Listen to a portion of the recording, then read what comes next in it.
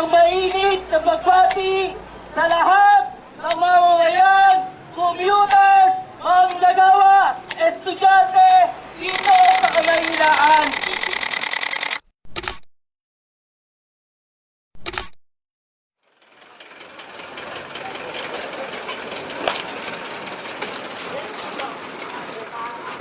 Bali mong una kong nabalita yung GP phase out PUP modernization yung deadline po. Ano po yung unang pumasok sa isip niyo? Marami, siyempre. Natakot din, siyempre. Ito lang kabuhayan di ba? Tapos di ba phase out nila.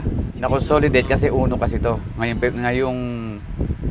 January ba? Uno, di ba? O kailangan, katapusan ng January, magpaparehistro kami. Tapos December 30, nung nag-atubili sila na tawag dito, tutuldo ka na, di ba? Kaya napilitan kami consolidate. Tapos, nung pinasok namin, dinai-register na. Pero against kami doon. Ngayon, kung halimbawa ito sa may consolidate, yun ang hindi namin malaman kung paano gagawin namin. Kasi ito, winidraw namin. Ano, withdraw na? Oo, winidraw. Nabalik nyo na? Hindi pa naman, kasi marami kami dito, nasa 30 mahigit kami. Na nagpa-consolidate naman, kumbaga, nangatakot lang kami, gusto namin gamitin. Pero totally, kung talagang lalaban talaga namin na hindi na ipang-consolidate. Bahala na. May epekto rin po ba yung status po ng GP driver niya sa pagpapakonsolidate? Sa ngayon, siyempre, wala kaming alam di ba? Ang namin, magpa-consolidate kayo, ang inisip lang namin, consolidate para makabiyahe. Opo. Pero yung status na yung kahihinat namin, hindi pa namin alam di ba?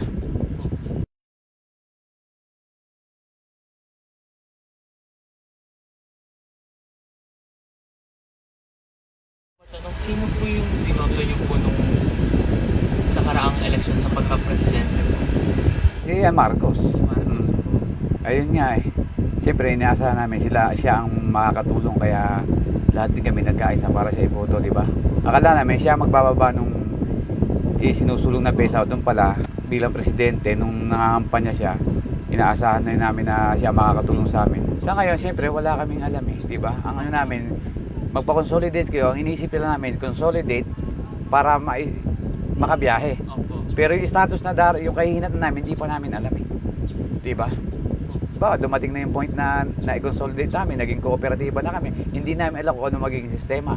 Kung mabibigyan ba kami ng matamang proseso na yung para sa amin, di ba? Opo. Samantalang din sa may individual jeepney namin, kinikita namin yung para sa pamilya.